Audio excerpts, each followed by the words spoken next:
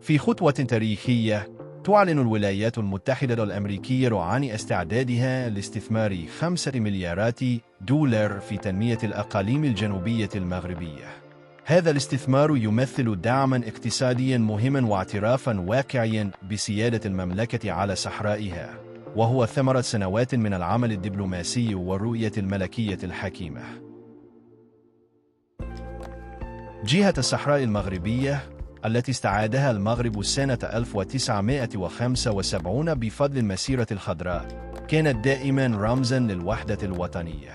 منذ اعتراف واشنطن بسيادة المغرب على أقاليمه الجنوبية سنة 2020، تطورت الشراكة المغربية والأمريكية إلى مستوى استراتيجي غير مسبوق. واليوم تعزز الولايات المتحدة مكانتها بالتمويل ودعم التنمية، معتبرة المبادرة المغربية للحكم الذاتي جدية وذات مصداقية. 5 مليارات دولار، ما يعادل 50 مليار درهم، ستوجه لمشاريع كبرى بالمنطقة: إنشاء طرق سريعة وموانئ حديثة، خصوصاً ميناء الداخلة الأطلسي، بالإضافة إلى تطوير محطات الطاقة الشمسية والريحية وتحلية مياه البحر لدعم الزراعة.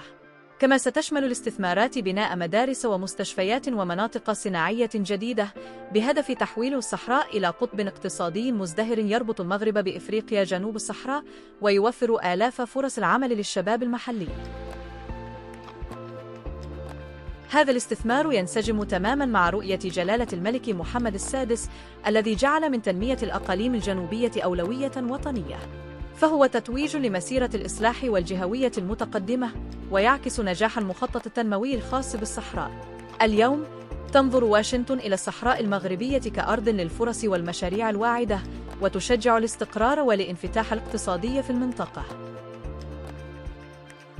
الرسالة واضحة: العالم يدعم الوحدة الترابية للمملكة المغربية.